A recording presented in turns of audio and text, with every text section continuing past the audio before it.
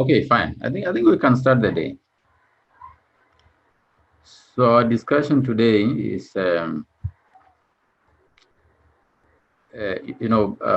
this chapter 2. I hope you have the course outline, which I passed to you, I think a week or so. Now, we'd like to see how you craft or how you formulate a corporate strategy, assuming that you are crafting from the beginning. You don't have any strategy, so you are going to craft. Or assuming that you have many strategies, you are going to choose between several strategies, which one will be fit or which will fit you. For example, we talked about growth strategy. You can choose diversification, you can choose integration. So basically, how do you go about this? Or if you are not interested in basically the normal diversification, how can you make your own strategy in the organization? That is corporate strategy. And for us to understand this, then we must also first understand what are the components, what are the key elements that constitute or that support the corporate strategy.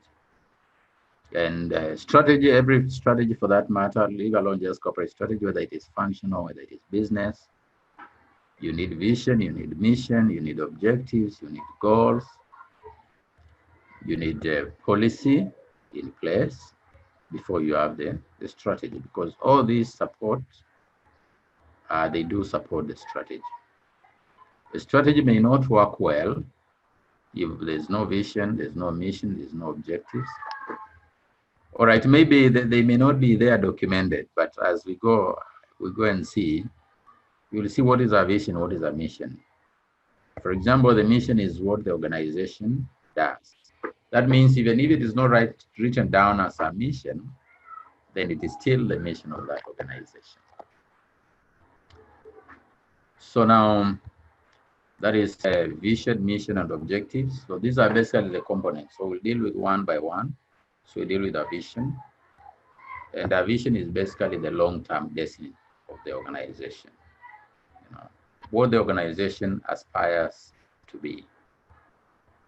And therefore, our vision is futuristic. It's for the future. 5 years, 10 years, 15 years, 16 years from today. Of course, depending on the size of the organization is small, 5 years may be long term, uh, 10 years, 15 years, 20 years, and so forth. That, that, that shows how um, the vision will be for that period of time. So it is basically the future, you know. It is a description of the future of the organization. And that future must be or should be the success of that organization. Some people call it dream. It's the dream of the farm. Where does he want to be in 5 years, in 10 years, in 15 years? So there are so many definitions of vision. We'll just check out a few. But basically that's what you expect our vision to be. This is what you call the current reality. When you are doing situational analysis, as we'll see later, you are basically looking at the current reality in the organization for the situational analysis. What are you selling? What do you have? What is your product scope? What is your geographical scope? What are your capabilities? Maybe you also do SWOT analysis, which you are very much comfortable with. What are your strengths? What are your weaknesses, and so forth? So that is now the current, right? Now, if you stay there, what you call staying the course, you still be there where you are after 10 years, 15 years. But if you are planning to be somewhere different, where the vision is, then you must take a bold move in trying to achieve or move towards the desired future, which is basically the vision of the organization. So that basically illustrates what the vision is. So it provides, a strong foundation on what the organization wants to be. It addresses where are we going. The current situation is we are here, right? But the future situation is where are we going? Where do we want to be at that particular time? So it should provide a clear understanding, where the firm will be in the future. And therefore, vision is a corporate level decision. It is the top management of the organization that provides the desired future of that organization. Now, we normally say that most visions are carried by the management, the top management. They are the ones who give birth to the vision, they nurture it, and they make sure that the organization reaches there. So in terms of hierarchy, vision is on the top. Then once you have a vision, you can cascade it to objectives, to goals. Then you can also have policies, right? So that now the vision can be able to link with the corporate strategy of the firm. For example, if your corporate strategy, the other time we looked at different types of corporate strategy, if it's expansion, then your vision should be to see maybe a big market share, big profitability, many branches, many employees, international, doing business internationally and so forth. But that's part of what expansion or what growth should be. So there's a lot about vision in literature. When you go, you find a lot. But what is clear is that that future should be very specific. It should not be ambiguous. It should be a specific destination. That's why we say a vision should be very, very clear. Very, very clear and straight to the point. It should be short and specific. So it basically defines the desired or intended future state of an organization in terms of its strategic direction, in view of what is happening now, that is the current situation, and making sure that the firm works together to be able to achieve this. So it should be attractive. A good vision should be attractive because it's the future of the organization.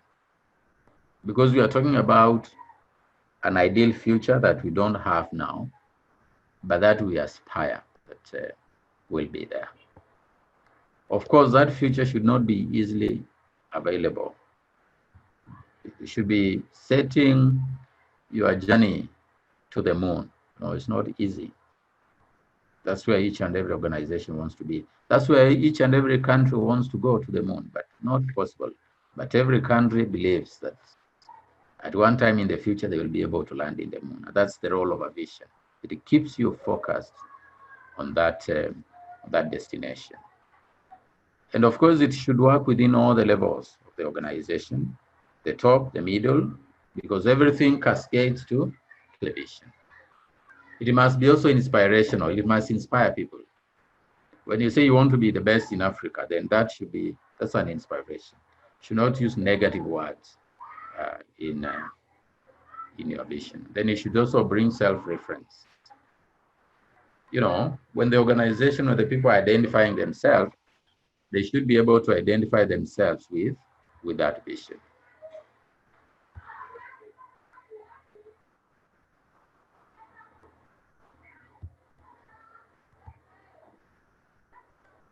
Should also appeal to the people, to the employees. Should have a narrow vision. That's what we are calling specific. But what is important is that it must not fit the present circumstance.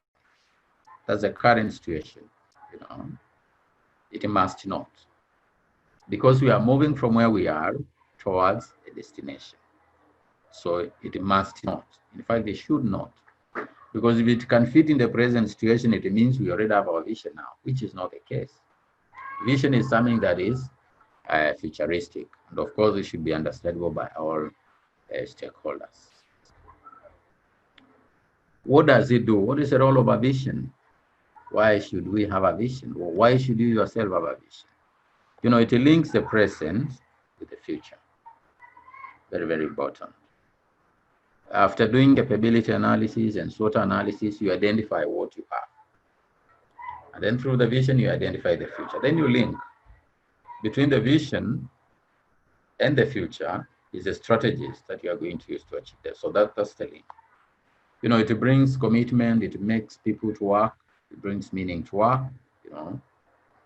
We said it brings a lot of focus. People are focused, you know, because that is their destiny. That's what they are looking at, you know. It also instills discipline to the people. If you say that our vision is to be the best customer service organization, then that means you must be disciplined. And then it also ensures everybody understands the direction of the company. Maybe what are the benefits? That's a continuation of that from different scholars. Helps prepare the future. It reduces the risk-taking and experimentation because you know where you are going. So you're not just guessing and guessing and guessing. You have a way, just like a plan. You know, it shows you the way. And of course, good visions are competitive because it's about organizational competitiveness. They are competitive. That's why you find firms that are, you know, firms that are competing in the organization will always have a vision that is, you know, better than the one for the competitors. We are the leaders. You see a firm saying we are the leaders in the industry. Others will say we lead the leaders. That means they are trying to be competitive more than their competitors. Others will say that we are the ultimate leaders. That means we are leaders overall. So those are ways of trying to show that the vision is competitive and it should be original. It should also be unique because not every organization wants to go where you want to go. Every organization has its own destiny, and therefore we don't expect that two different organizations have the same vision. It may not be, the right position. And then, of course, what are the common themes of a vision? It has a broad appeal. You know, it deals with change, you know, moving from this stage to the other stage. It encourages employees and all the other stakeholders in the organization. It reflects high ideas. That's why it's called a vision. A vision is something that you dream of, something that you don't have now, something that you are not going to get very soon, but something that you believe in the long run you'll be able to achieve. That is the destiny of that organization.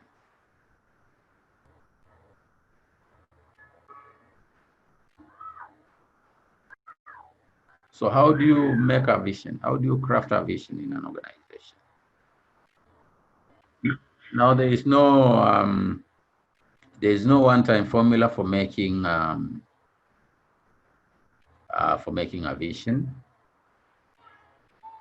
but there are key things that you need to check before you make the vision. You must look at the goal. What is your organization overriding goal? Remember the vision, the goals, the objectives, the policies work together to be able to assist with the strategy. And therefore, you cannot have a vision that says you are going to the west. Your goals are saying you are going to the east. You're not going to achieve your vision. And then after looking at the overriding goal, you know, look at what the organization does. Maybe you're talking about the mission now. We are coming to the mission after this. So that what the organization does and where it wants to be is a clear line. You cannot be doing something very different today, and then you want to go somewhere very, very different the next 5 years or 7 years. It must be in line because, you know, we are not guessing. Planning is structured. It is systematic, right? It is organized. Then maybe also look at vision statements of other competitors in the industry and see what they are visioning. Compare with yours, don't copy, but try to see based on your competitive position and based on the competitive position of your colleagues what is possible, so that you also don't put a very high bar for the organization.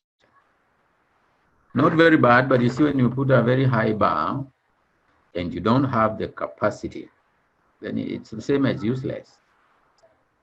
That's why now when you are doing strategic planning, you look at the capability analysis. You do SWOT analysis so that you don't put something that is not achievable.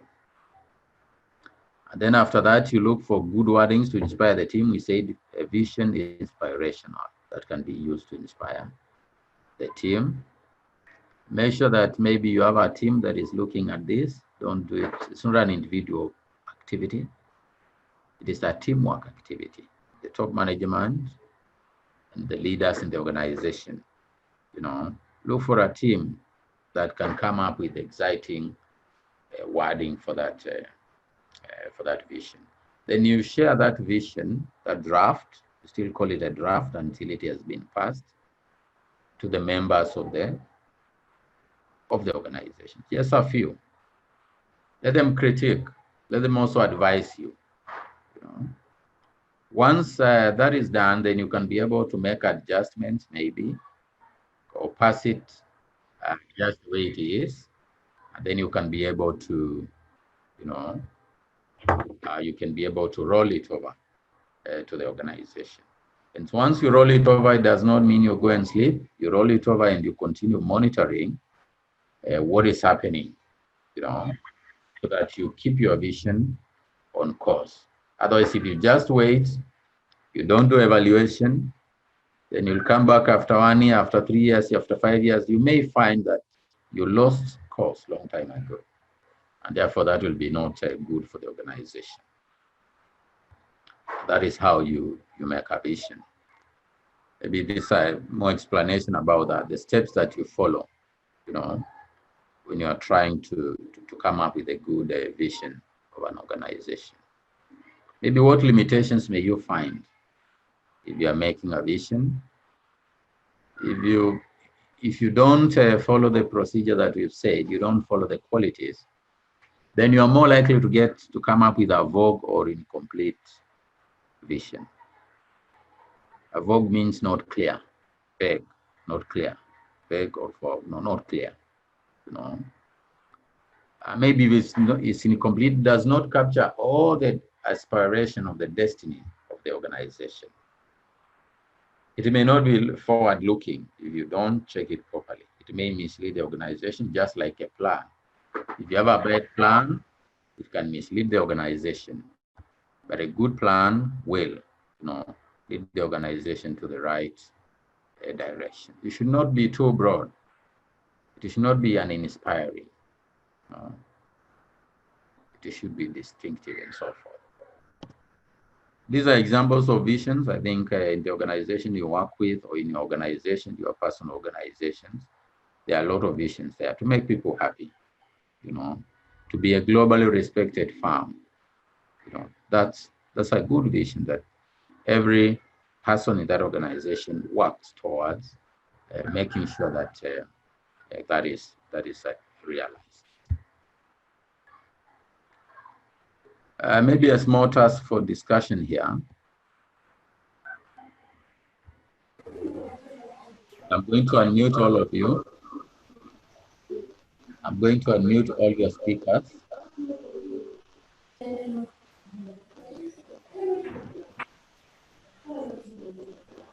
I'm unmuting all your speakers because I can see most of you disappear completely. Now all your speakers. Now.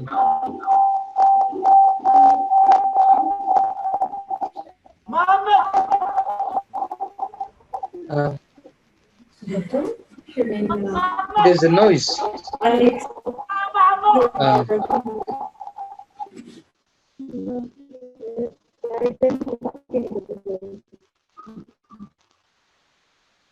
Now I wanted to capture your attention. Yes, Samuel. Samuel? Okay. Thank you.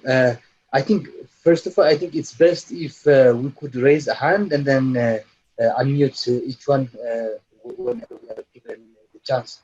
Because when it's unmuted all, there is a noise coming in, and then everything is going a little bit out of control. But my question goes as for the vision and then the mission. You've told us there are those ways of creating a good vision, those steps and instructions. Then there is a debate and different views that some give it a timeline, like vision, some kind of year, like by 2050, or they give timeline. And then there are also those scholars that say there shouldn't be any time limit, but it has to be open-ended, like without any year or something quoted there. Some of them put it in the vision, some in the mission. I think I would love if we can get a little bit of expansion in that. And second, there's also this kind of debate that vision comes first, than the mission, and some are saying mission comes first and then follows by vision. What is your say about those two? Thank you. All right, all right. Now you talked about the time limit. Yes, time limit is very important in aviation because when you are going for a journey, you must have a span, you know. You cannot just go aimlessly. You must have a time. That's why I said 5 years, 10 years, 15 years, 20 years, 30 years, depending on the organization. For example, when you look at a country, I'm sure you have a vision as the country of Ethiopia. In 20 years, where do you want to be? So you may find you call it to Vision 2020, Vision 2030, Vision 2040, Vision 2050, and so forth. For medium-sized organizations, can be 15 years, 20 years. Small organizations can be 5 years. So very, very important, the time limit. But of course, the time limit is gauged by is determined by the size of the organization and what is their scope. The other time we talked about geographical scope, product scope, and so forth. So if the firm has a big scope, it has 10 portfolio, then you expect the period of engagement to be long. If a firm has operations in the whole of Africa and Asia and Europe, then you also expect the time span for the vision to be also long time. But if a firm is small, maybe what you may call a medium-sized organization that is operating in only one city or has few branches, then again its vision will also be. For it, it's a long period of time. But when you look generally, it will be short period of time. So that is very, very important, the time limit. Then let me get your second question, please. Okay, even with this, the first one, I think the second one goes like there are two ways of putting a time limit. Like I could say the vision is in maybe 20 years, in 30 years, we want to become like this. Or some may say that the mission is to do something by, then they put the time limit. So where do we put those? I mean, do we put the timeline, time limit in the mission or in the vision? And second, my second question was, which one comes first? Like there is a debate that some say vision comes and then there is then follows mission. But others also say that mission comes and then vision follows. I mean, what would be your say on those? Well, I'll answer the second question. The third question, we'll answer it later as we move on. Now, vision can come either way, right? Top down or bottom up. Top down means you can work from the background, especially after situational analysis. Then you know where you are and what you have. Then you set the future, right? Or man, okay, when it's done that, then it is, you know, it is cascaded upwards to the top, right? Right through the departments. Remember, even the departments and subsections have visions. Down from the ground, moving upwards. Maybe this is marketing department has a vision. Finance department has a vision. Human resource department has a vision. Engineering has a vision. And then at the top, all those visions meet. That's a corporate level. Then they make the corporate vision. So that means if you start downwards, then all these visions must, you know, must link with the overall organizational vision. That is one way, especially for an existing firm. You know, if the firm is in existence, then it can work that way because it is already doing something, which is a mission. Alternatively, the management can sit down after capability analysis and SWOT analysis. They come up with a vision based on the condition and the situation that is happening in the firm, and then they cascade it downwards. For example, if their vision is to be the global leader, you know, or the market leader, let's talk about market leader in a certain region, then it means cascading it down to the marketing department. The marketing department should also make sure that it is a leader in terms of production, not production, but in terms of marketing, you know, and sales and customer care. And then the engineering department must also make sure that it produces the best products, maybe in terms of quality, in terms of quantity, so that it links with the overall vision. Then that is cascaded all the way down up to the lowest person who sweeps the office, you know. So that person down there knows our vision is to be the best. So if that person is cleaning the office, he must clean it the best way possible. That should go down to the person at the reception, you know, the person manning the reception. Because the vision is to be the best, then the person in the reception must portray the best to the stakeholders and shareholders who come visiting that organization. Are you comfortable now? Yes, very comfortable. Thank you. Okay, fine. So I think we should continue. And now we go to the mission of the organization.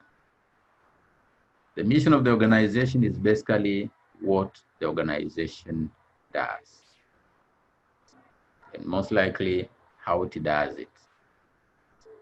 The mission portrays the role of that organization to the society in terms of what does it offer to the society. Why does the organization exist? What does it do and how does it do it?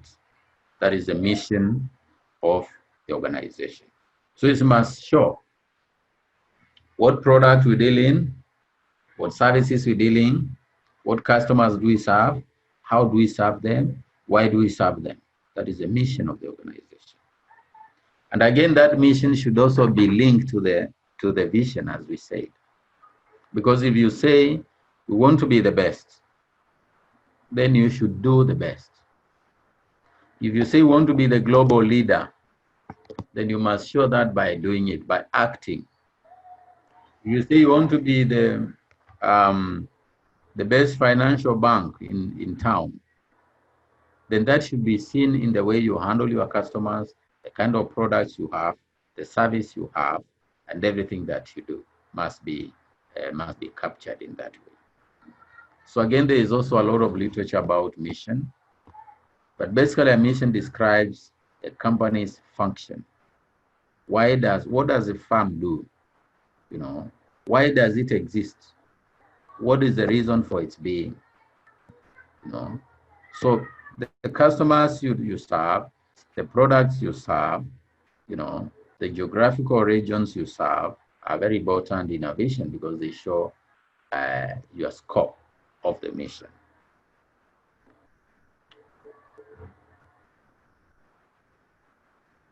So basically, we said it's the organization broad purpose. Now, it should be related to the vision, as we said. It should not be related to the objectives, the goals, the policies, right? Because they work in line, they work together to be able to achieve the best out of uh, that organization. And therefore, because different organizations do things differently, the mission is normally used to distinguish one firm from another, right? It distinguishes one firm from the other because firms do things differently.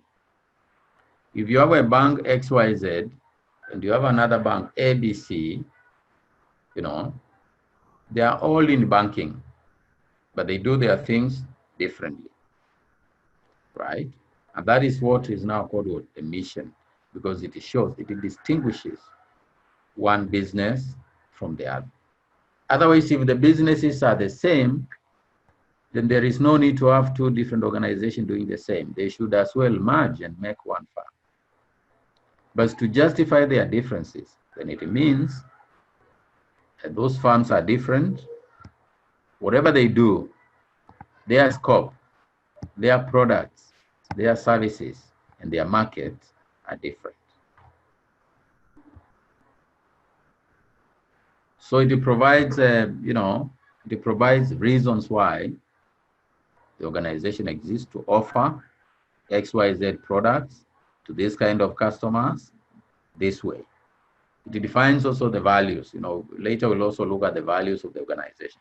A good mission statement should show how you are doing it, maybe professionally, with accountability, with respect, and then show how it does it to the people. So if you look at the mission, it's a bit wider than the vision. The vision is narrow, the mission is wide. Maybe some of the key elements of a mission, we're talking about products, very important. What do you offer? And of course, products is about products and services. That is the tangible and the non-tangible. Maybe you are in education, then you must show. We are in training, you must show this. We are in consumer or we are in retail trade, your mission should show.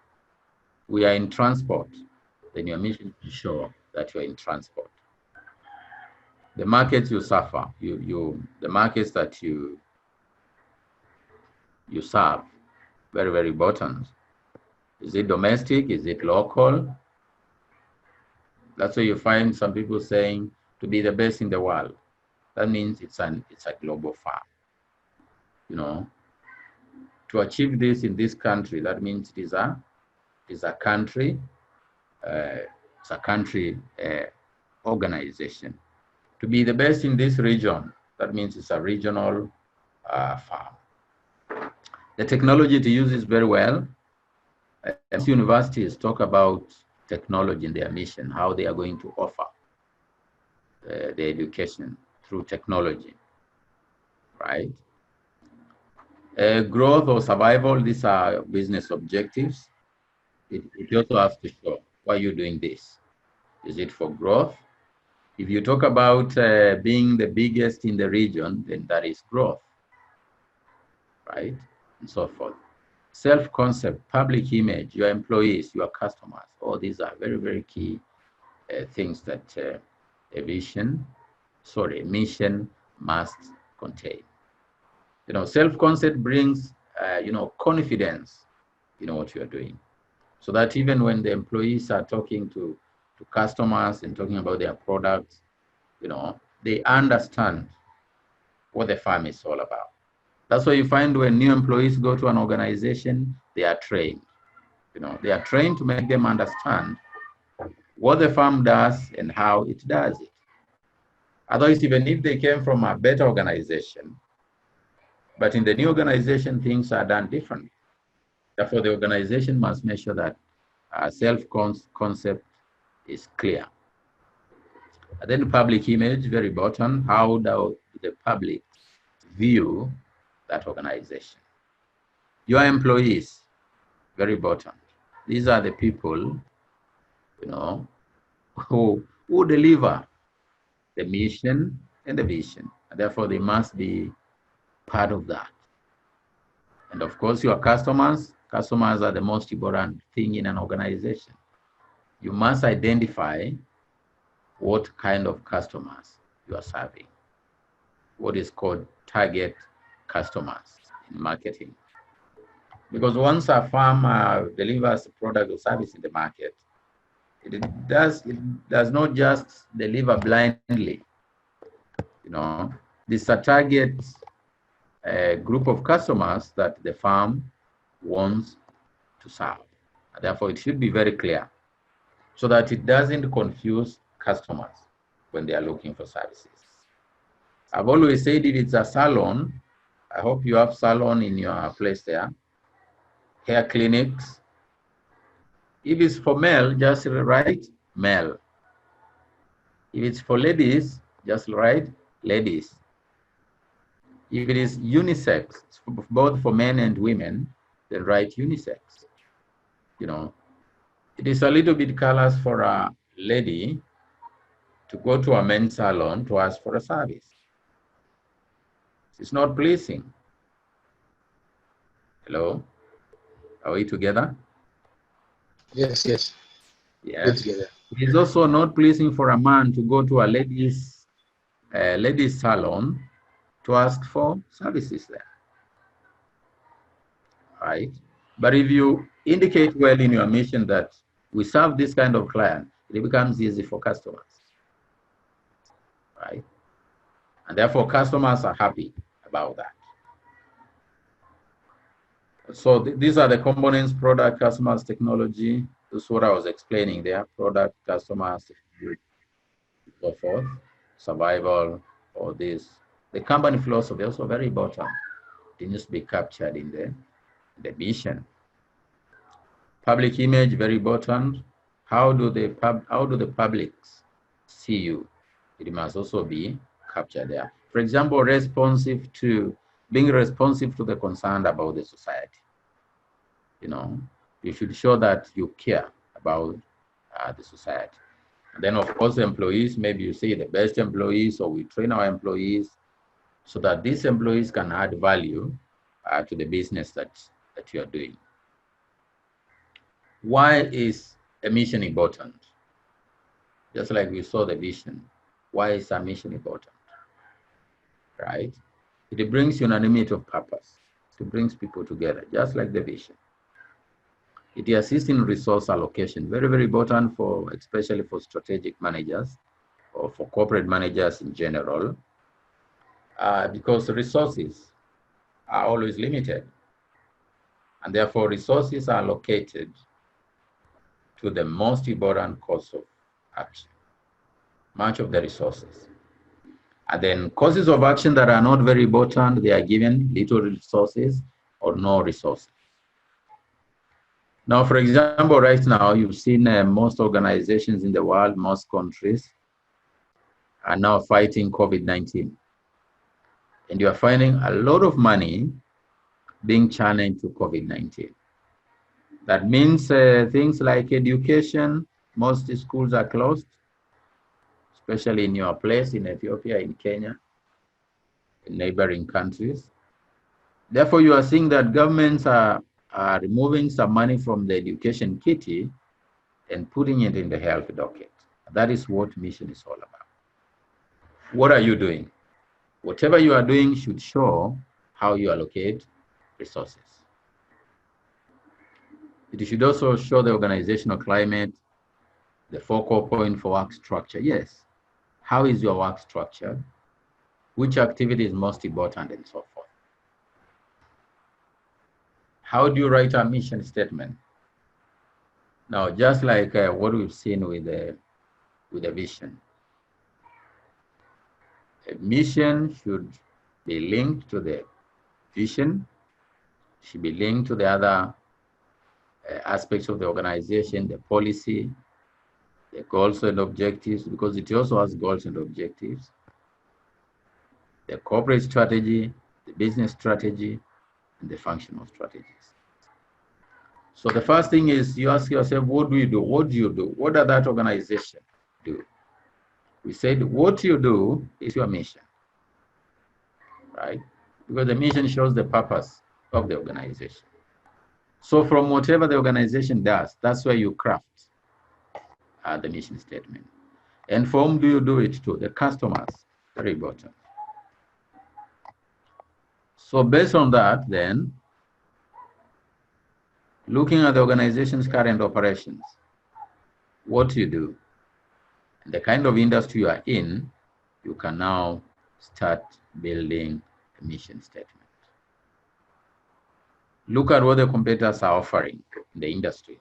Of course, we are assuming that you are not a monopoly. There are also other players in the business, and therefore, you also need to check what they are doing and what their mission statement is all about. Once you have this now crafted, it's always good, I said, you come up with a team of people, craft the statement, and then pass it for review. Give it to experts, your employees, a number of them, not just everybody, a few, because you are still pilot testing. A few customers, a few stakeholders, a few shareholders. Let them look at it, give their feedback. Now, once you've gotten all the feedback, then you can now decide which direction to go or which mission to adopt. Sometimes a firm can come up with 4 or 2 different missions. And then after exposing it to the stakeholders, and they choose. They choose which is the best. In some organizations, they vote. The same for vision. They sit down and say, we have this, we have this, we have that. Which best describes us? Which best describes our mission? And then maybe people can vote, of course, based on rationale and logic, that they can be able to give you the best out of that. Then after that, you just roll up the mission. And of course, you continue reviewing it over time. So that's a continuation of the formulation. So you can go through it later. So formulating your mission. So what's the difference between a mission and a vision? We said a vision is futuristic. Mission is not as futuristic as the vision. It is current. What we are doing now, most likely what we continue doing. But the vision is far away, ahead. Vision describes what will be achieved, but mission describes the present, what is happening now, and what exactly are we doing. It shows, what assignments are we carrying out on a daily basis. The vision shows, the future destiny of the organization. There are many differences here. I think you can also check on them. These are also more differences between the vision and mission. It's about what we want to do. The mission is about what are we doing. The mission is about present. The vision is about the future, right? The mission is wide. The vision is very specific, right? Vision is more about the change. We are changing to that. Mission is about what we are doing and how we continue doing it, right? The mission is about the current status. What are we doing? How do we do it? What are our customers? What are our needs? What are our values? How do we do it? The vision is about where do we want to go in the future. So those are basically key differences between mission and a vision. Now, these are tasks for discussion, and I need your comment. I need your participation here. Now, craft a mission for a future farm of your choice. that you can do in a discussion. But which comes first? I think you Samuel asked this. Which comes first? Is it the mission or the vision, and why? Which should come first? This is open to you. I think we can have a small discussion. You can raise up your hand. I'll be able to see here. And you tell us based on that definition. Yes, I can see you have 11 members, 10 members, I guess. Yeah, this is for discussion now. Which comes first? The mission or the vision? Okay, let me see. Yes. Samuel, your hand is up. Then after that, the next is, yes, Samuel. Okay. To me, I mean, vision comes first. Why I say so is Which like one comes first? Excuse me. Which one comes first? according vision. The vision comes first. Yes. Why I say so is like assuming that I am just dreaming about what I want to become and what the company, what I want the company to become. So I could visualize what it has to be, and then I would set like the mission, what it has to do. Like I visualize it, and then why do I visualize it? To do what? And then the action or the attainment of the vision comes next to that. This is my perception. Mhm. So according to you, the vision comes first. Yes, I would say so. Okay, let's hear from Shimel. Shimel, say you getting me? Your hand is up. Thank you. For me, mission comes first, then follows by vision. Why? Why do you say that? Hello? Yes, what's the reason for that? Yeah, the reason is, mission. First, I should say it, why the company comes to establish, why the company comes to existence, why it is established. This is answered by mission. Because vision for me, where we wanted to reach. Because if I wanted to know where to reach, first I should know why I am coming to existence. So for me, mission first comes, then followed by vision. Vision comes first, then followed by. Yes, I think you've heard him. He's saying that you must know where you're coming from, what you are doing before you decide where to go. And Right? why I'm existing. Why you are existing, right? Yeah. Right. Next is let me see. Next is somebody else with a hand up. I can't see who is that. Your hand has gone down. Another participant. Jared, your hand was up. Okay, there's another person, please. I can't see here. I think the hand is up. Another person, maybe you. Another person, another contributor. What do you think about which comes first, the vision, the mission? Jerusalem? Yes. Okay. I think the the mission comes first because it answers all the WH questions. You know, why the organization exists and how it performs its tasks. It answers all the WH questions about the specific activities. So I think mission should come first because all activities are explained in the mission. Then these activities will go to the future achievements. I think that's what I can say. Right, right. Yes, he said mission comes first. Yeah.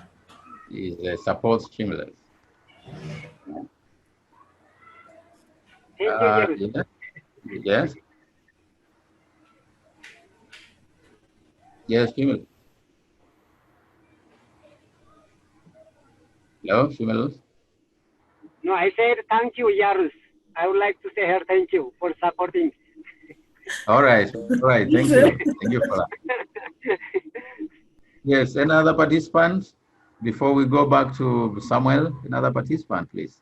You know, you need to say, you need to talk, you need to participate. Yes, Samuel.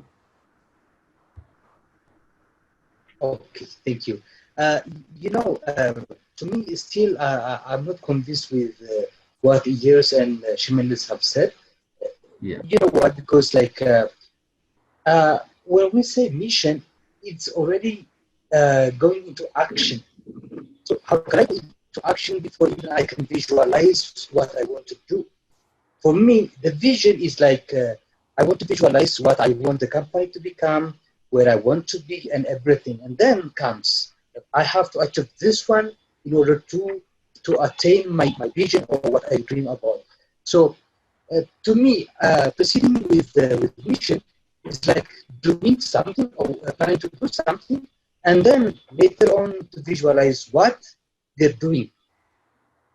And you know, supposing I just sleep at night and then I dream about something, and the first thing I do in the morning is like, if it's a good dream, I want to do it in the morning.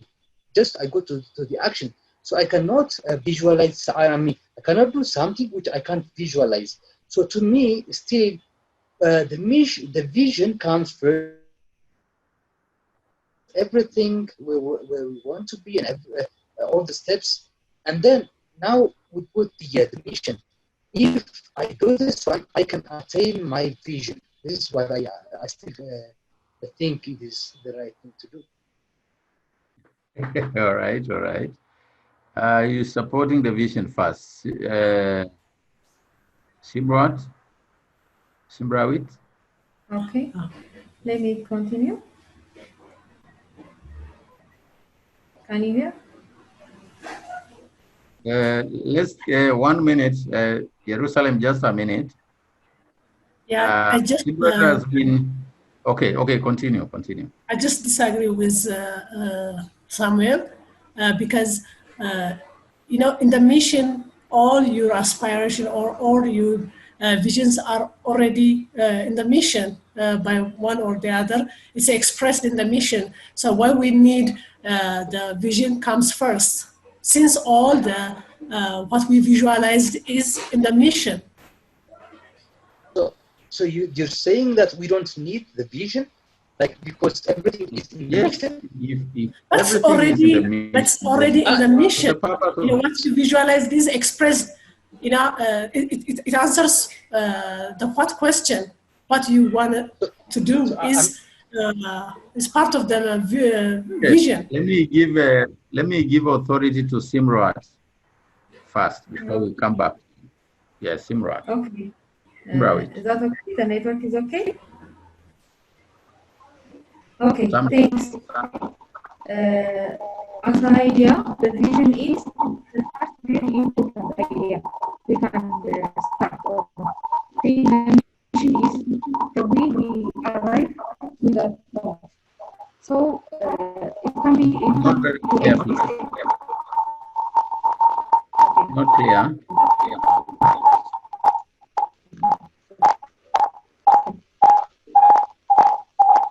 Not very clear. Simrawit, are you getting me? It's okay now? Can you fix your mic, please? Is it okay now? There seems to be a lot of noise, background noise. Hello? Is it okay now? Okay, continue. Let's hear. Okay, the vision is the main point we are working to reach to that point through the mission, which is cascaded later. So the very important idea that we will start over is the vision we have in our heart to maybe to be a leader in the world. But how? When? The next question will be solved through the mission.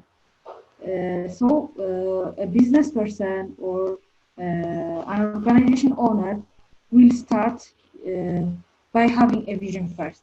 But these 2 points can coexist within a very short period between them. We will produce both the documentation within a very short period. Maybe we have a vision in our hearts and we will implement it through so many years.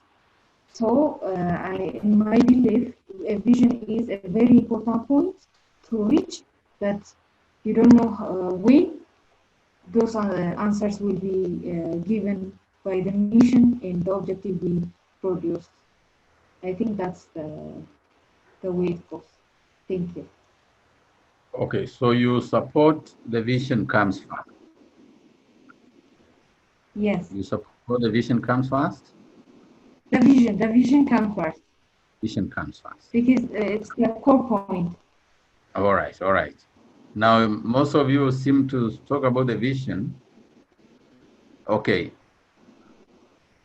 Another person who wants to contribute? Samuel, Jerusalem?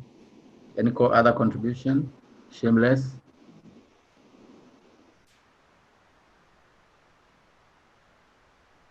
Another contribution? Hello? Yes. Hello? Hello, yes, go ahead. For me, you know, when I say mission comes first, let's say, let me come with example. Let's say I have a company which produce ice cream, let's say. So my mission is to produce healthy ice cream. This is a mission. But my vision will be the best supplier of ice cream within the coming 15 years. That is my vision. So the vision is established based on the base of the mission. First, I should make ice cream if I want to be popular or the famous in ice cream producer. So first, what I wanted to make, why I come to be existed, why I established that company or factory. That is a mission. If I don't know my mission, how can I establish my vision? Because vision wants us only where to reach. If you want to reach somewhere, first you should know why you come to existence here. So please, I believe that mission comes first and followed by vision. All right, all right, all right. That's good. Okay, I can see Jerusalem hand is up, Samuel hand is up. Well, now, when you raise your hear- hand, don't put it down until you answer, right? When you raise Okay. your hand, just leave it there. Okay, Jerusalem. Okay. Of course, I didn't hear what Shumadli said because of the internet connection problem. But, you know, I have read one article on an Australian article, and it says most businesses fail at their commencement stage. Most businesses fail at the first year of commencement. This is because they just ended up on the vision stage. So if they first come up with the mission, you know, what they do, if they drafted their business with all these necessary steps, they will survive. So if mission comes first, and then we just ended up with our vision, the business will survive, I think, because that's what I read in one article. Of course, it was an argument, just doesn't, it's not just a research paper, but I think it's a good idea to come with a mission, because since it drafts all the necessary points to commence a business and to be successful, of course. Thank you. All right. Okay. Samuel, your hand is still up. Yes. I think I want to reply. I raised my hand because I want to reply to both Jerusalem to the point she raised earlier, and then next is Shimel's. You know, in her previous argument, she was saying, as long as everything is contained under the mission, we don't even need vision. This is what she said. And to me, vision is there already for a reason. So, I mean, there is a sequence that it depends, it's on a preference to me, because a person can start doing, then visualize what he wants to do, or to be by himself. This is the argument I want to reply to Jerusalem. And then Shimelis also raised an example. He said, he started his argument saying that, example, I have an ice cream factory. He already has come to action. He has already established a company without even visualizing what he wants to do. To me, already that business is already established without even having the dream or the vision of what he wants to become. That's wrong for me.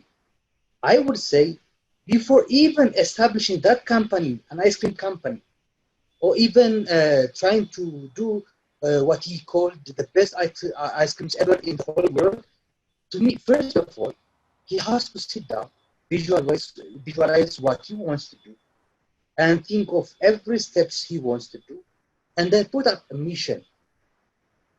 He wants to become the best ice cream factory in the whole world, assuming in Ethiopia, for instance. That's his vision.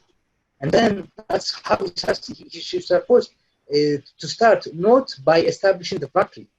And then second, how does he achieve that one? And then he has to put a mission.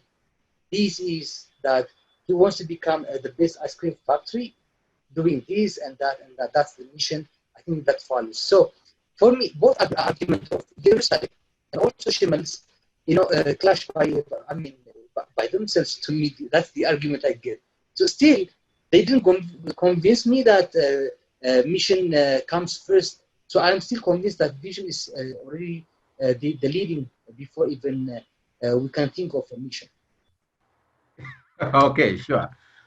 All right, now discussions about mission and visions are like the way you are seeing it. It is like the egg and the chick, which came first. Between the egg and the chick, which come first? Is it the egg or is it the chick? Is it the chicken that came first and laid the eggs, or is it the eggs that hatched to the chicken? That's how things are. But you are all right. You can start anywhere. If you're starting a new business today, the best way is to start with a vision, then have a mission and objectives and everything. If you're starting today, because now you already know what is vision, what is mission. But for a person who may not know the vision and the mission, or an existing farm, there are existing farms in industry that were made without vision or vision, written down. But whatever they do every day, then that becomes their mission, right? So for a new farm, if you have to start a new farm today, it would be better you start with a vision. That's where you want to go at the end of the day. You're not just in a business for fun. There's something that you want to achieve at the end of the day. And then you decide, okay, I want to be the best. How do I be the best? Then out of the vision, you craft the mission, and you'll have no much problems. But sometimes people, also businesses, start doing things, and I would like to agree a little bit with the Jerusalem. There's a lot of death of entrepreneurship firms. First 5 years, 2 years, 3 years, there's a lot of death, a lot of exits, right? What we call the wheel of retailing. People starting business today without proper structure, without proper vision, just going into business because your neighbor is in business. You go to the same business with your neighbor, no plan, nothing. After 1 year, you're serving the same customers, you're serving the same needs, but maybe in the same way, or you're serving them completely different. And therefore, there is a lot of exit. But if businessmen could first sit down and then agree to have a vision, why am I going into business? Why am I doing this? There must be an overriding goal, right? And then out of that overriding goal, now you'll establish your ways of engagement, which is the mission. So both ways are correct. But if you are starting today, I would encourage people to start with a vision, right? Okay, let's move on. Let's move on now. በትምህርት ከፍ ብሎ መብረር ይቻላል። ናሽናል አቪዬሽን ኮሌጅ የናሽናል ኤርዌይስ እህት ኩባንያ ከከፍተኛ ትምህርት አግባብነትና ጥራት ኤጀንሲ ሙሉ ዕውቅናን ባገኘንባቸው በማስተርስ ዲግሪ ኤምቢኤ በስትራቴጂክ ማኔጅመንት፣ ኤምቢኤ በባንኪንግ እና ፋይናንስ፣ ኤምቢኤ በቢዝነስ ሊደርሺፕ፣ ኤምቢኤ በሪስክና ኢንሹራንስ፣ ኤምኤስሲ በኢንተርናሽናል ትሬድ እና ኢኮኖሚክስ ዘርፎች በእውቀት ለመቅረጽ የበቁ ፕሮፌሰሮቻችን አረንጓዴ መብራታቸውን አብርተዋል። በነገራችን ላይ በኬንያ ሀገር ከሚገኙ ስመጥር ዩኒቨርሲቲዎች በሚመጡ ፕሮፌሰሮች የትኩረት መስክ ትምህርቶቹ መሰጠታቸው ልዩ ያደርገናል። በምርጥ የትምህርት ስርዓት የተገነባው ናሽናል አቪዬሽን ኮሌጅ በመጀመሪያ ዲግሪ በአቪዬሽን ማኔጅመንት፣ በሆቴል ማኔጅመንት፣ በአካውንቲንግ እና ፋይናንስ፣ በማርኬቲንግ ማኔጅመንት አስተማማኝ ትምህርት ይገቢውና ራስዎንና ሀገሮን ይለውጡ።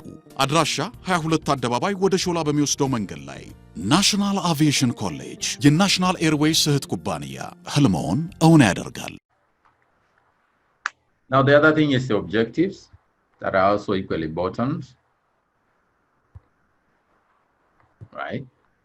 And objectives are basically the end results of a planned activity.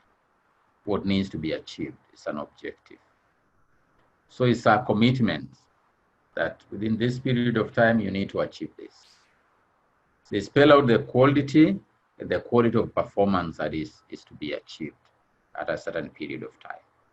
You know, so remember, this objective will support the mission, will support the vision, so that you can be able to achieve the destiny of the farm, right?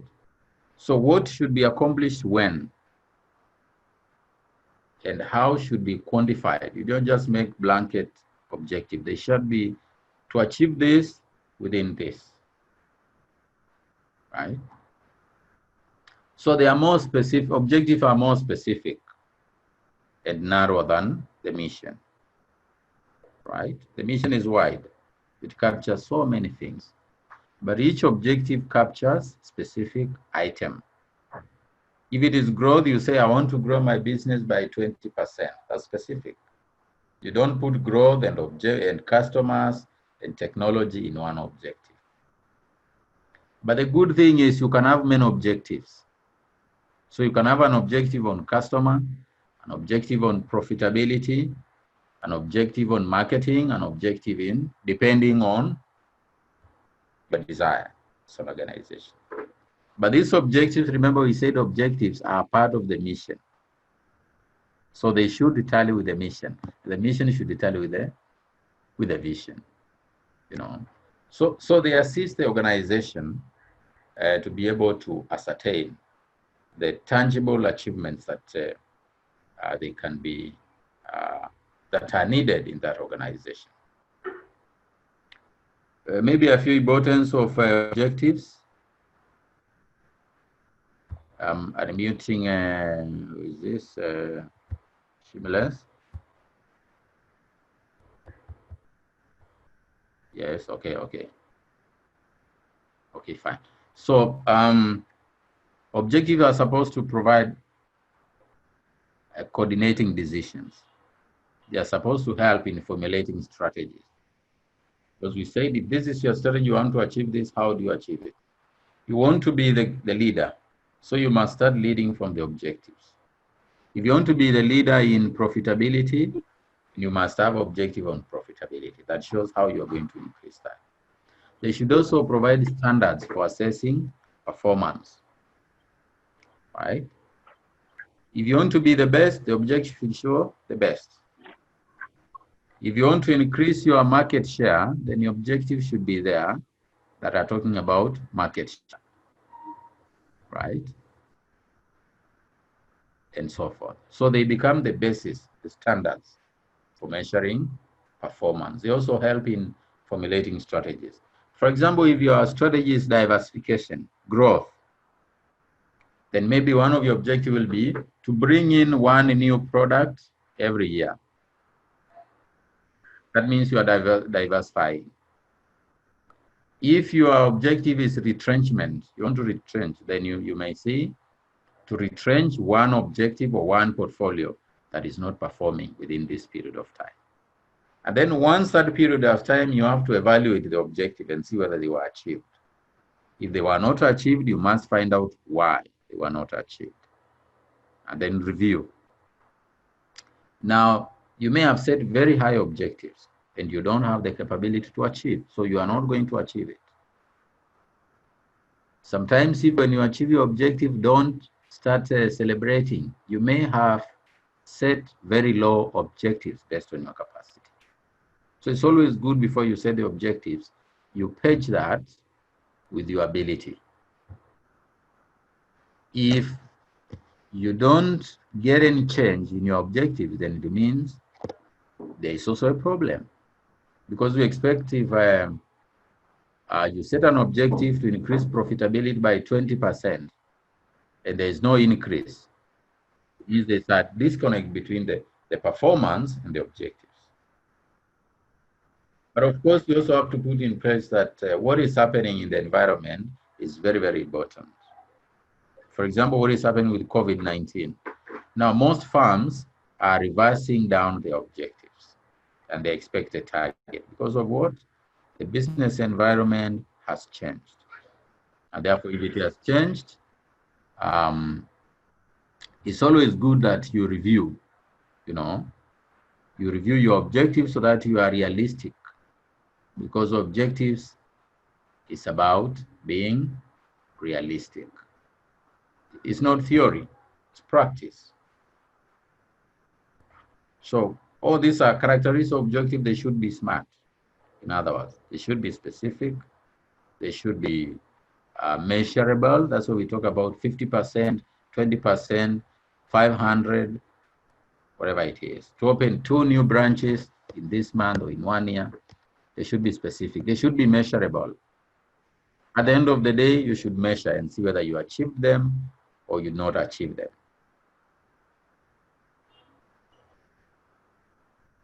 Right? They should have a time horizon. It's not a blank check. Within this period, 1 year, 2 years, quarter, there are some of the organizations that work by quarter. This quarter, we have to achieve this. This one, we have to achieve this and so forth. And then they should also be realistic, Okay. It should be measurable. That's what you're talking about. It should be measurable. But one good advantage of objective is that you can have multiple objectives, as I had explained. It is not like the vision whereby you only need one corporate vision, right?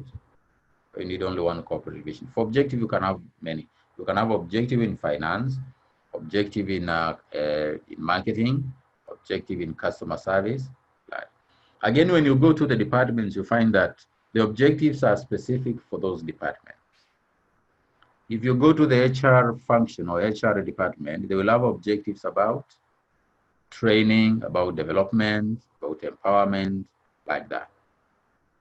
When you go to, change department, they will have objective about what change to introduce and how and by when. Maybe train the opinion leaders or the change agents. So they have a schedule. By this period, we'll have achieved this. By this period, we'll have achieved this. For example, now if you want to put in place a new strategy, a new corporate strategy, then you must have objectives based on time frame. Maybe first 2 weeks, training and awareness. So how do you achieve that? Train 50% of the employees on this by 2 weeks. After that, introduce the change. And then you have objective up to the time you do evaluation of that strategy to make sure that it is going on well. So that is specific, measurable, should be flexible. The objective should be flexible. Remember, you can review objective within the course of the day, even before the end of that period. Like I was saying now, COVID-19. There's a firm that said that the first quarter of this year, that is January to April, we are going to expand into neighboring countries. But what happened in March? Our boundaries are closed. So that objective is not still valid. So the best thing is to review that objective. That's why we say they should be flexible. If there are changes in the environment, then common sense dictates that then those objectives should be reviewed. They should be flexible. If again you realize that you had set a very high objective, then definitely you need to review it down and so forth. Measurable, I think we've talked about this, multiple objectives.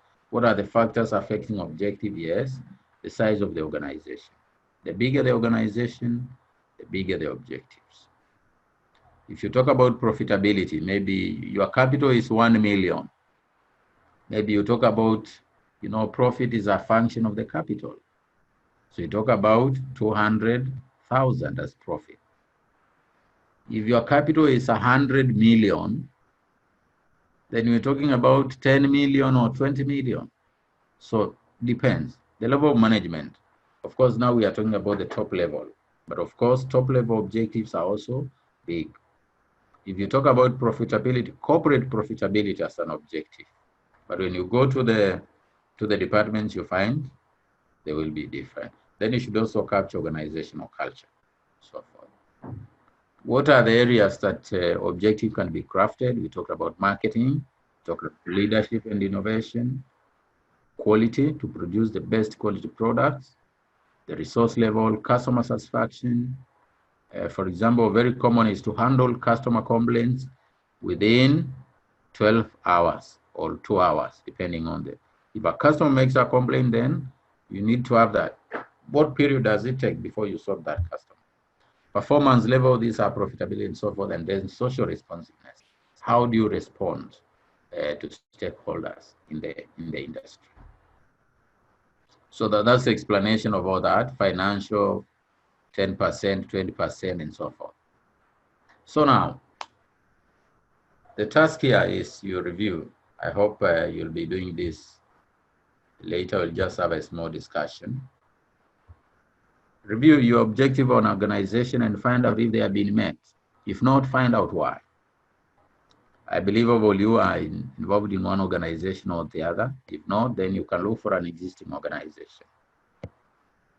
Most of some organizations, they publish their performance. Some will get in their website and so forth. Look at the objectives and look at their achievement. For example, one of the most common objectives is about performance, profitability. Companies declare their profits quarterly, half-yearly. After every 4 months, you see the MD coming to the press and telling them, this year we have achieved this and this. So you need to know, has it been achieved so far? Then if you are looking at historical data for the last trading period, for the last financial year, what was the objective? Was it achieved? And if not, maybe why? What are the reasons? And after that, what did management do about that? Because we expect that maybe they reviewed the objectives or they give an explanation. The management must give an explanation to the shareholders, because the shareholders are given the money to the money and the tools and the equipment and everything to the management. So the management are answerable to the shareholders. The shareholders must know, we expected you to grow this much. You've not grown. Why? You need to give reasons why. Because that may affect the dividend payout. That may affect negatively the wealth maximization principle of the shareholders. And then how often should we review objectives? How often should we change objectives? I think this one you can discuss as we go on. I want to go to goals, which are closely related to objectives, but a little bit different. Some scholars confuse between the two, but our goal is the immediate result. An objective is the overall is the overall result. We say the objective is the overall result. A goal is the immediate result that is expected. So that, that distinction, sometimes it elapses on this side, the other time occurs on this side. Some scholars will say goals and objective are the same, but still there are differences. Just like objectives, they should be smart. They should be measurable. They should be realistic. They should be timely, and so forth. They provide the basis for measurement a little bit just like the objectives. They help the managers, to establish the point of departure between performance or lack of performance. Maybe what are the characteristics of goals? Just like objectives, they are specific, they are short term, and so forth. These are different characteristics. They should be, they should specify the time period, just like objectives, and so forth. For example, about customer care or customer service, as I said, to sort customer inquiries within a day, within a week, and so forth.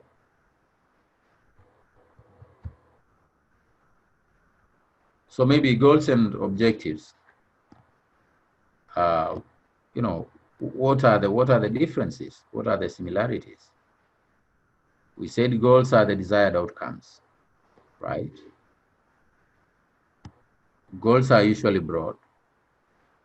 Objectives are precise, right? And therefore, objectives are the targets that are necessary to achieve the goals. I hope that the difference is coming out clear. Objectives are detailed.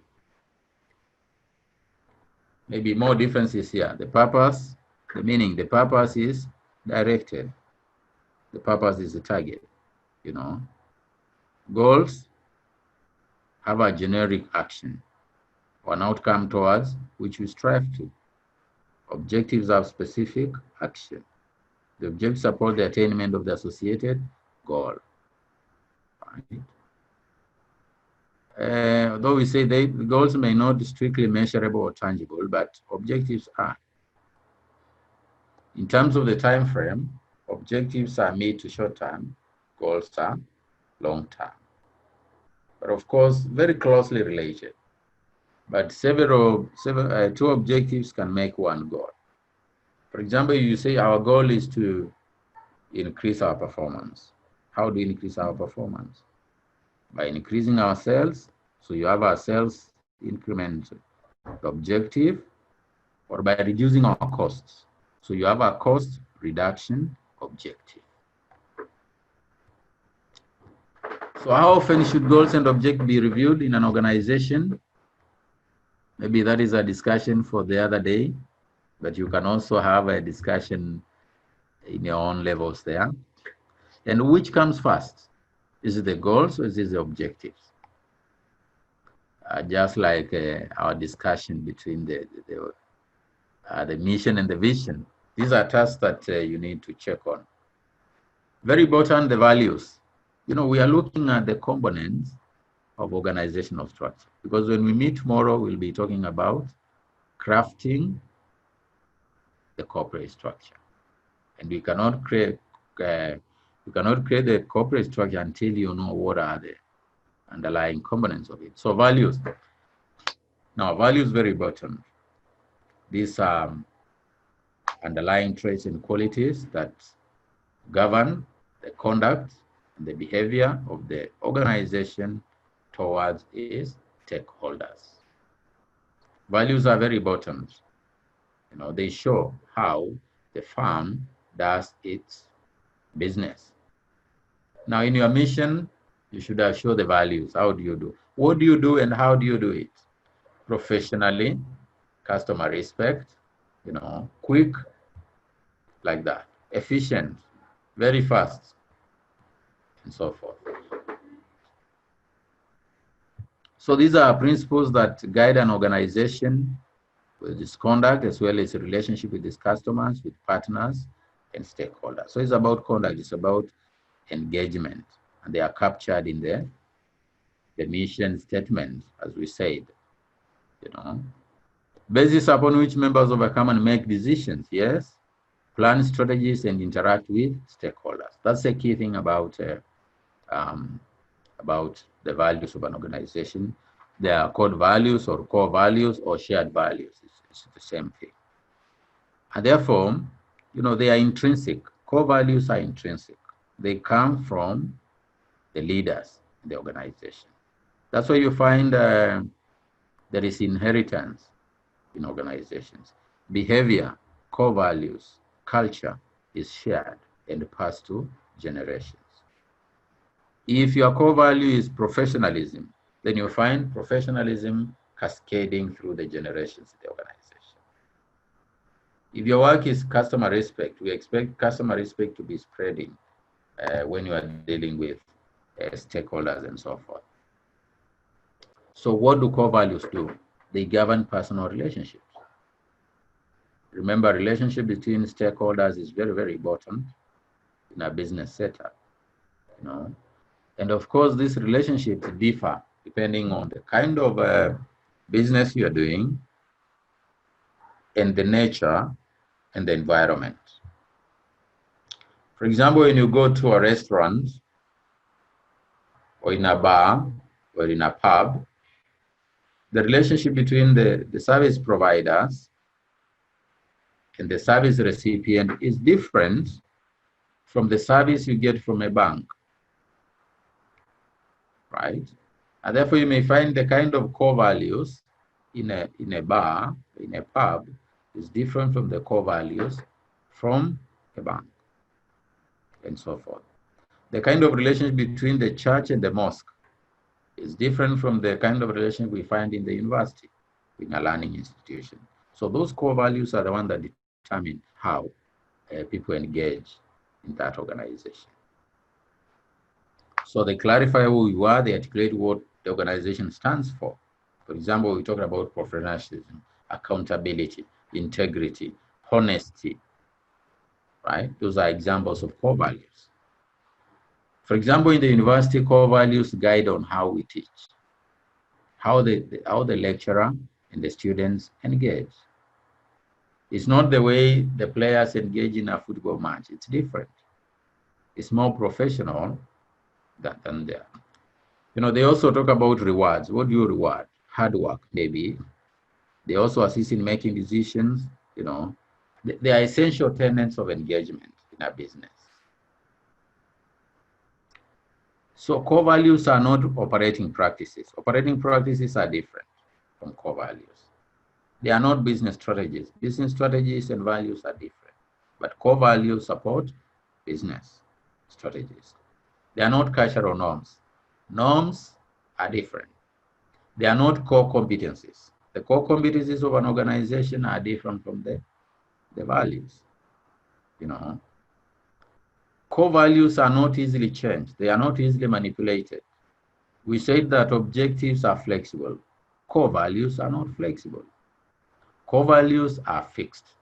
If you say it's professionalism, it's professionalism. You don't drop the guard. It's like now we are saying, wash your hands, sanitize, keep distance, isn't it? I'm seeing even some of you have masks here. You don't drop your guard. That's how core values are, right? Even if you are alone in the car or you're in the house, you don't drop your. They cannot just be changed now to accommodate some people and then you bend the law. It doesn't work like that. Core values have to be followed to the letter. Just like policies. I think briefly we'll be talking about policies before we wind up.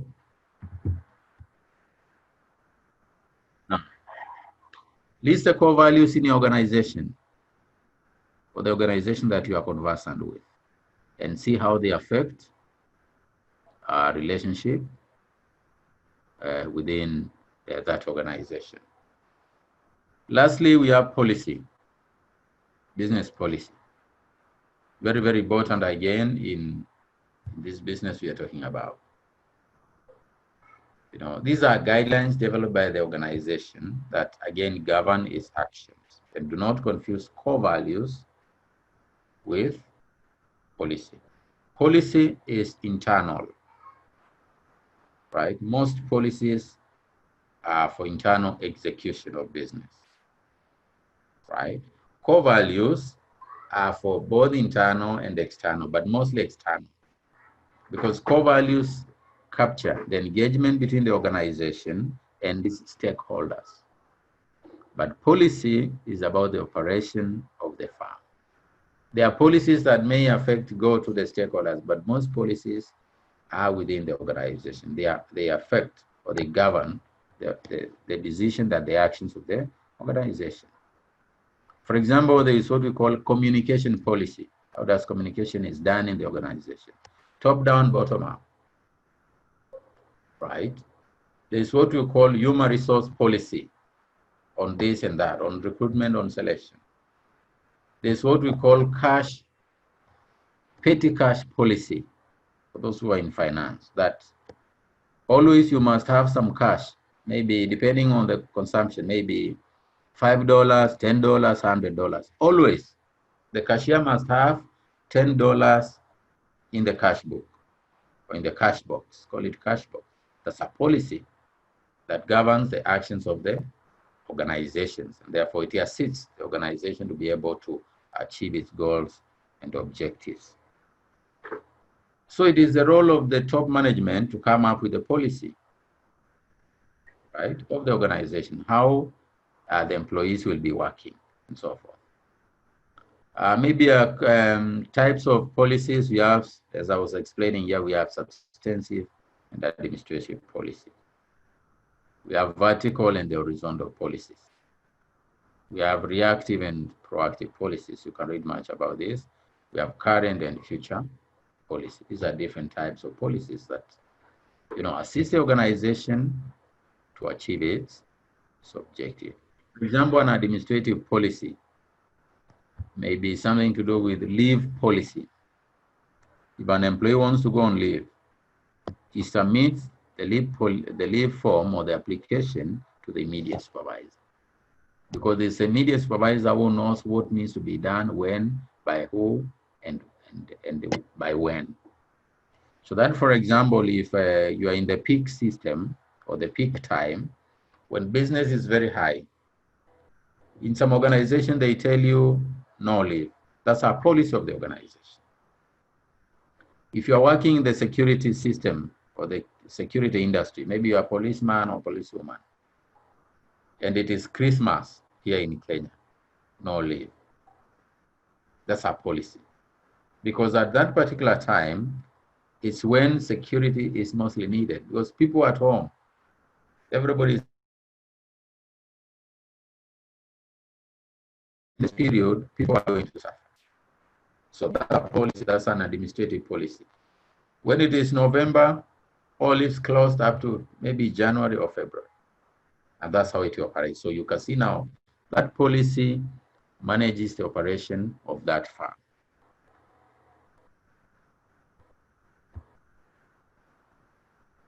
Features of business policy, they are very specific, just like objectives, should be very clear, straightforward. They should be reliable. They should be uniform. The policy should not be bent to benefit some people. The policy is written in paper, just like law. So people must follow it. It should be appropriate, right? These policies, again, when they are not followed, they put the organization in a risky situation. And that's why they are done. That's why they are policies, to assist in decision making, right? It should be appropriate. It should be simple. It should be understandable. People should understand the policy. The policy says no leave, it means no leave. In some organizations, they tell you cannot carry forward your leave. If you don't go on leave this year, you cannot go on leave 2 months next year. That's our policy. The other one I was talking about, cash policy. How much money should a cashier hold in a bank?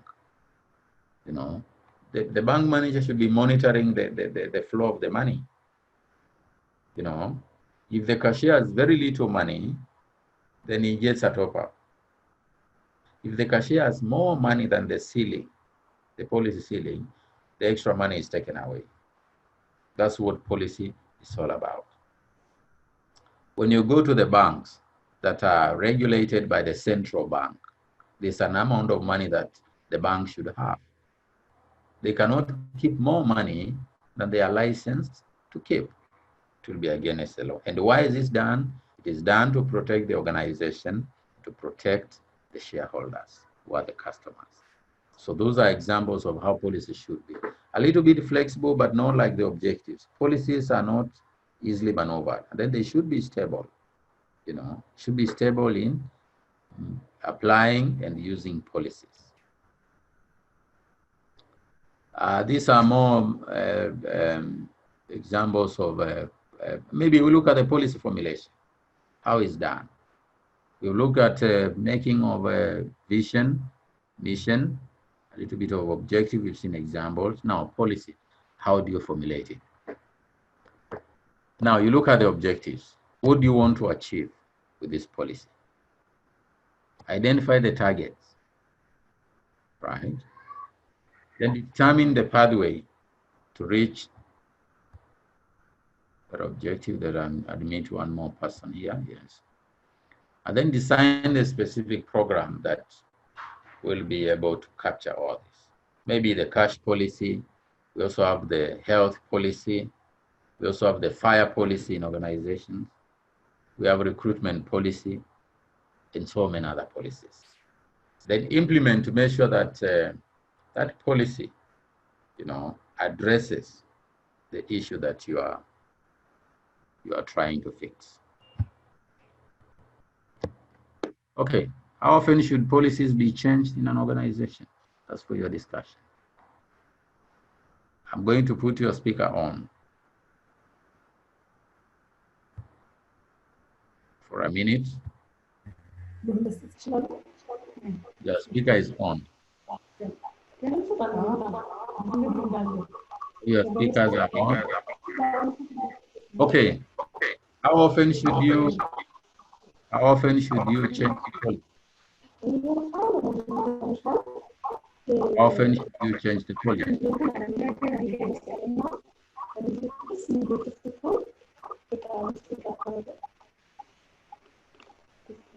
How often should you change the policy?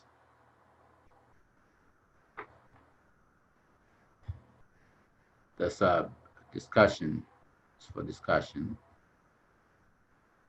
Yes, Samuel. Okay. I did hear what Jerusalem said, but I think she couldn't. But to me, I would say a policy should be there as long as it serves, and then how often would be if the policy becomes maybe handicap or maybe insufficient or maybe. I think you are losing you. Hello? Said how We are losing much you. can you hear me? We are losing you. Oh, okay. We are losing you. We are losing you. Oh. We are losing you. Hello? Yes. Can you hear me? Continue. No, continue now. Okay. Okay, I will repeat. So I was saying that we might not be able to put a time frame like how often a policy should be changed. It would depend on the policy issue. For instance, it should be there as long as it serves the purpose it's formed for. But when the policy becomes handicapped or maybe there is a limitation, then I don't think there would be a time we should be wasting to change it. And we should do it quickly to avoid maybe mishaps. For example, you've mentioned about the petty cash and how much petty cash should be putting. So, or maybe even the leave. So, if, for instance, a company with certain petty cash policy, assuming a company sells a I think we are losing you. of Hello? I think your connection is not very clear. We are losing you somehow. Hello, Samuel? Konji, yes, your hand is up. Konji? Yes. Sometimes it's based on the government or any change can make us to revise frequently. Other than that, we have to revise every year. We have to make a revision for the policy. Yes. Either every year or within a period. Basically, when you measure, when you do evaluation, you check whether the policy achieved the target purpose. If it did not, then it needs to be reviewed.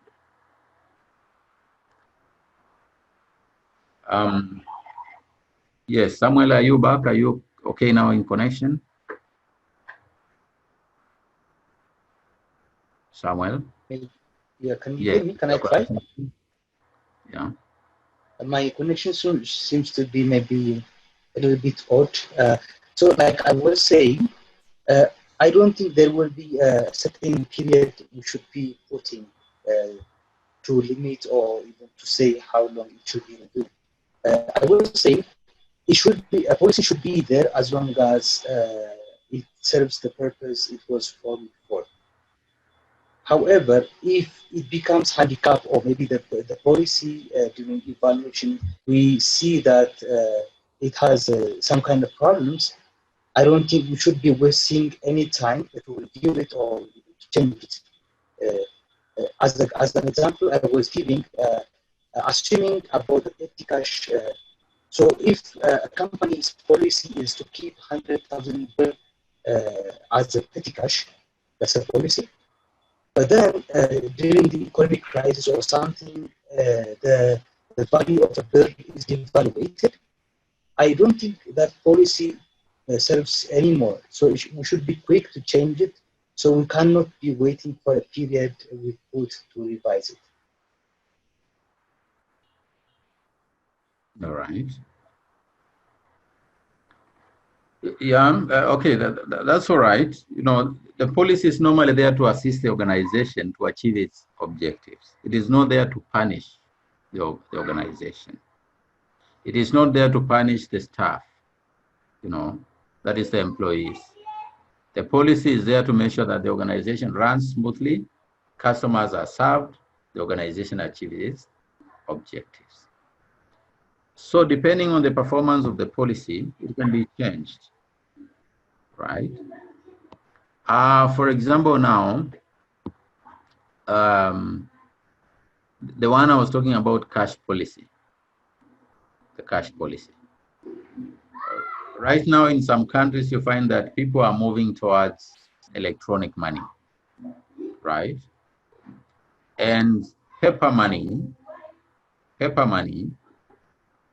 is being reduced, the usage of paper money, because it is spreading the virus. So what does that mean? It means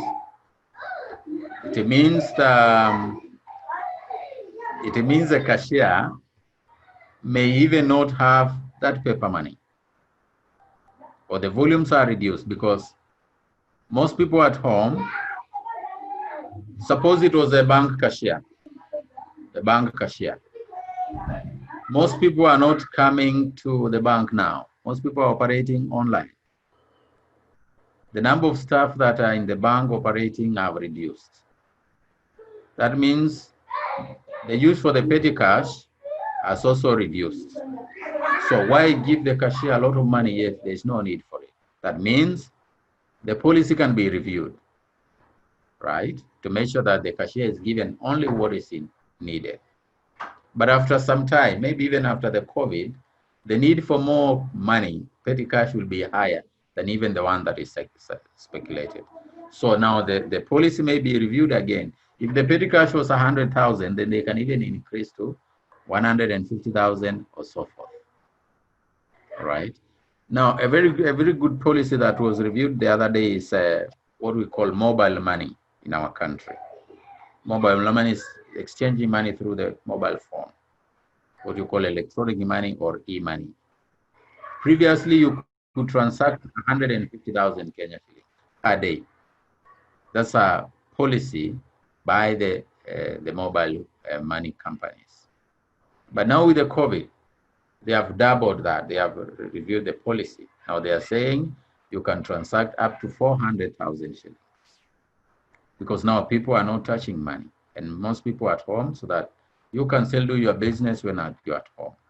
But now maybe when the COVID is over, they may revise it downwards. So even depending on how the business will be, they may even revise it upwards. If they find that by revising it upwards, they will get more business, they will encourage more people to transact using mobile money, then well done. Because what is the purpose of the policy? Is to assist the organization to make decisions and assist stakeholders. Okay, let me see some questions here in the chat. Who should be involved in the development of the standing procedures? I guess SP, standing procedures or policy? Samuel, is it standing procedures or policy? Which one do you mean? Actually, I was talking about the strategic plan, but I raised this one. Strategic plan. Yeah, you've mentioned something like we should be involved in a few you mentioned. So I was wondering how few should be those people be, and then how long we should be. Yeah, I just get a strategic plan. Yeah, strategic probably, plan. Okay, fine. Now, tomorrow we'll be looking at how to craft the corporate strategy, right? And basically how to craft a strategy, because it's almost the same thing. So we'll go a little bit on maybe the scope, because this has to do the scope, which people do involve, how, like that. Maybe you can answer that tomorrow. Okay. Why the mission and the mission exists at a time? I think no need to rank.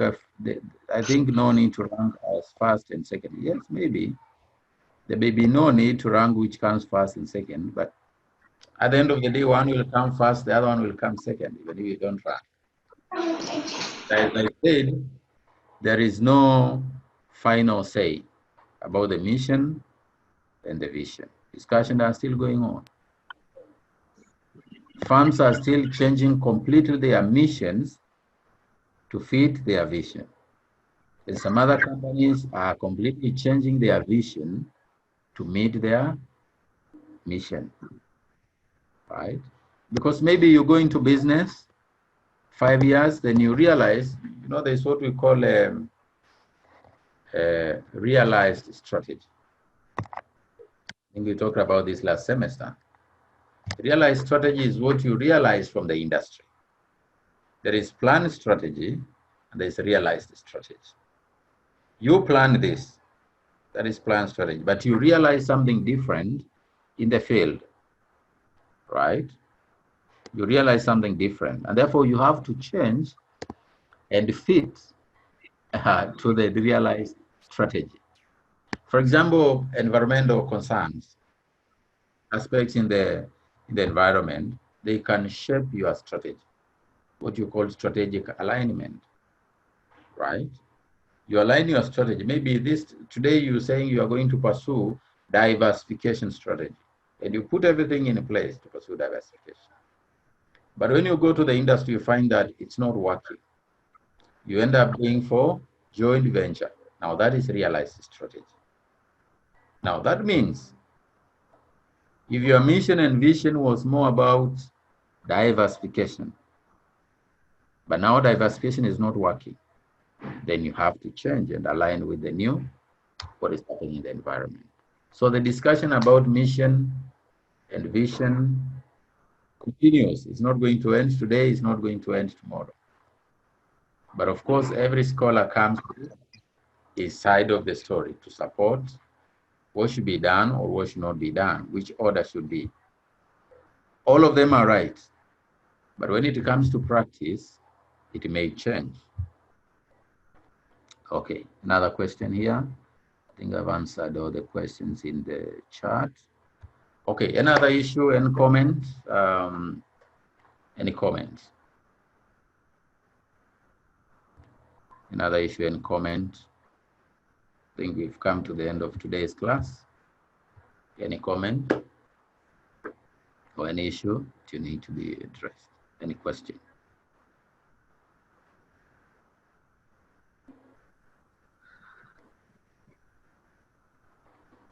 Yes, no question. Let me see the people at the back here. The backbenchers, Argos, Asnak here. Okay. No question today.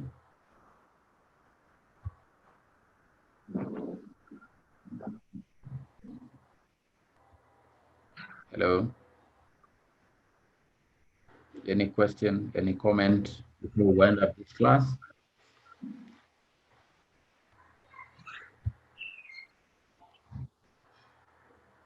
No question?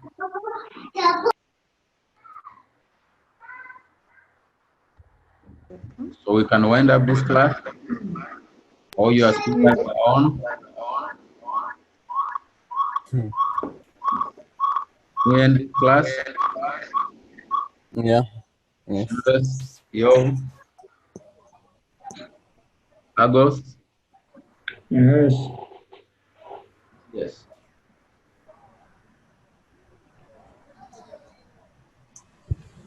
No question. Fine. If there's no question, no comment, then I think we should end this class. Yeah. Thank you. Good night. Okay, good night. We meet tomorrow. See you. Okay. Thank you. Same Bye. time, right? Thank you. Okay. Thank you. Thank you. See you. Good night. Take care and stay safe. ልዩነት መፍጠር ዓላማችን ነው። ዓለም አቀፍ ተወዳዳሪ መሆን አለባችሁ።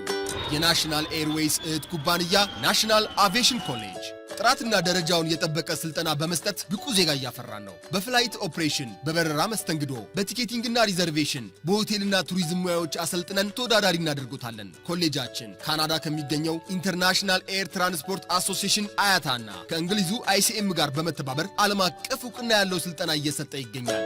በፍላይት ኦፕሬሽን በበረራ መስተንግዶ የምንሰጣቸው ስልጠና ከኢትዮጵያ ሲቪል አቪዬሽን ባለስልጣን ሙሉ ዕውቅና አለው። አድራሻ ከጎላጉል ታወር 22 አደባባይ ወደ ሾላ በሚወስደው መንገድ ላይ የናሽናል ኤርዌይስ እህት ኩባንያ ናሽናል አቪዬሽን ኮሌጅ ህልሞን እውን ያድርጋል።